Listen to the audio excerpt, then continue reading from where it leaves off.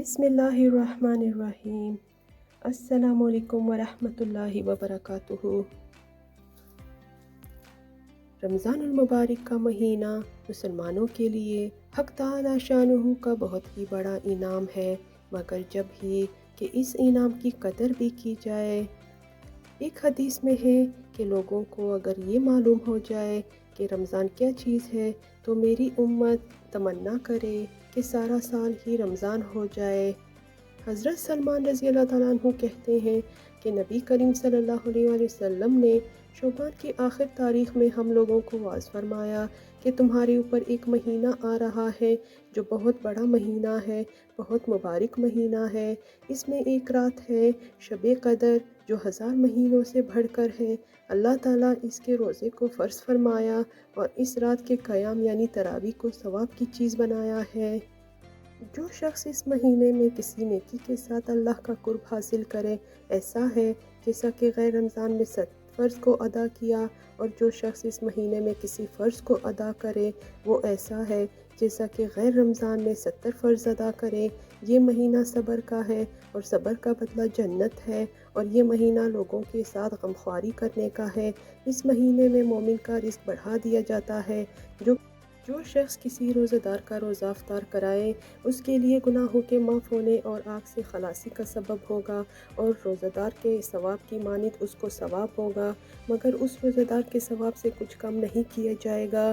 صحابہ نے عرض کیا کہ یا رسول اللہ، ہم میں سے ہر ایک تو اتنی وسعت نہیں رکھتا کہ روزہ دار کو افطار کرائیں۔ تو آپ صلی اللہ علیہ وسلم نے فرمایا کہ پیٹ بھر کر کھلانے پر موقوف نہیں، یہ ثواب تو اللہ جل شانہ ایک کھجور سے کوئی افطار کرا دے، یا ایک گھونٹ پانی پلا دے، یا ایک گھونٹ لسی پلا دے، اس پر بھی مرحمت فرما دیتے ہیں۔ یہ ایک مہینہ ہے کہ اس کا اول حصہ اللہ کی رحمت ہے، اور درمیانی حصہ مغفرت ہے، اور آخری حصہ آگ سے آزادی ہے۔ جو شخص اس مہینے میں ہلکا کر دے اپنے غلام و خادم کے بوجھ کو، حق تعالی شانہ اس کی مغفرت فرماتے ہیں اور آگ سے آزادی فرماتے ہیں۔ اور 4 چیزوں کی اس میں کثرت رکھا کرو، جن میں سے 2 چیزیں اللہ کی رضا کے واسطے، اور 2 چیزیں ایسی ہیں کہ جن سے تمہیں چارہ کار نہیں۔ پہلی 2 چیزیں جن سے تم اپنے رب کو راضی کرو وہ کلمہ طیبہ اور استغفار کی کثرت ہے، اور دوسری 2 چیزیں یہ ہیں کہ جنت کی طلب کرو اور آگ سے پناہ مانگو۔ جو شخص کسی روزہ دار کو پانی پلانے، حق تعالی شانہ قیامت کے دن میرے حوض سے اس کو ایسا پانی پلائیں گے جس کے بعد جنت میں داخل ہونے تک پیاس نہیں لگے گی۔ نبی کریم صلی اللہ علیہ وسلم کا اہتمام کہ شعبان کی آخر تاریخ میں خاص طور سے اس کا واعظ فرمایا اور لوگوں کو تنبیہ فرمائی کہ رمضان مبارک کا 1 سیکنڈ بھی غفلت سے نہ گزر جائے۔ اس مبارک مہینہ کو کلام الہی کے ساتھ بہت خاص ہی مناسبت ہے، اسی وجہ سے عموماً اللہ جل شانہ کی تمام کتابیں اسی ماہ میں نازل ہوئی ہیں۔ چنانچہ قرآن پاک لوح محفوظ سے آسمان دنیا پر تمام کا تمام اسی ماہ میں نازل ہوا ہے۔ پھر ارشاد ہے کہ یہ غمخواری کا مہینہ ہے، یعنی غربا مساکین کے ساتھ مدارات کا برتاؤ کرنا ہے۔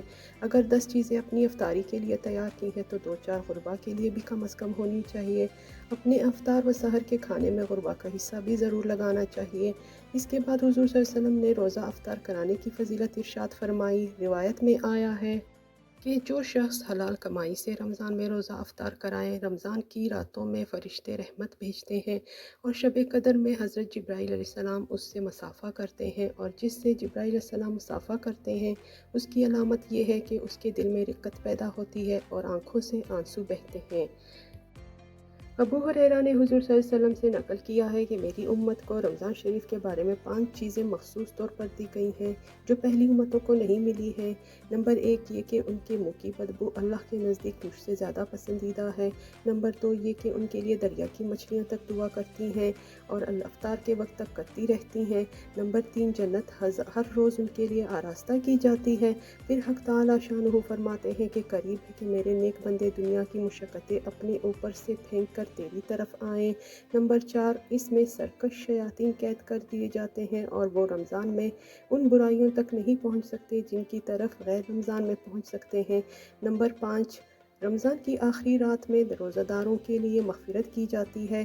صحابہ نے عرض کیا کہ یہ شب مغفرت شب قدر ہے؟ فرمایا نہیں، بلکہ دستور یہ ہے کہ مزدور کو کام ختم ہونے کے وقت مزدوری دے دی جاتی ہے۔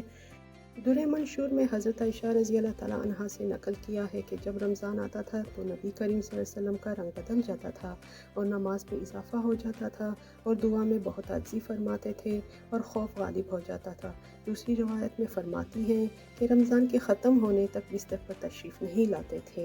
हज़रत मूसा अलैहिस्सलाम ने एक मरतबा अल्लाह जल्ल शाअनुहू की बारगाह में अर्ज़ किया कि अल्लाह, तो मुझे कोई ऐसी दुआ बतला दे कि इसके साथ मैं तुझे याद किया करूं और दुआ किया करूं।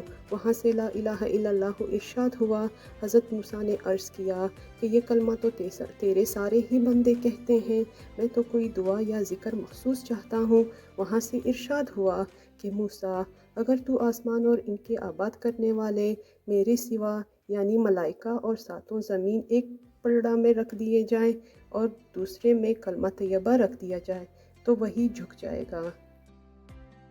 नबी करीम सल्लल्लाहु अलैहि वसल्लम का इरशाद है कि रमज़ान मुबारक के हर रोज़ शब और रोज़ में अल्लाह के यहाँ से जहन्नम के कैदी छोड़े जाते हैं और हर मुसलमान के लिए हर शब और रोज़ में एक दुआ ज़रूर कबूल होती है।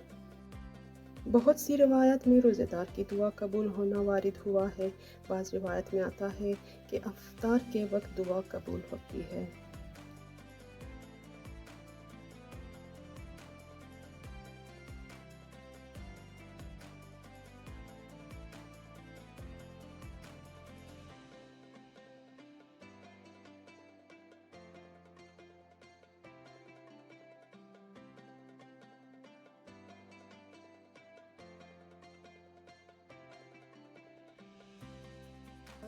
हो जाए।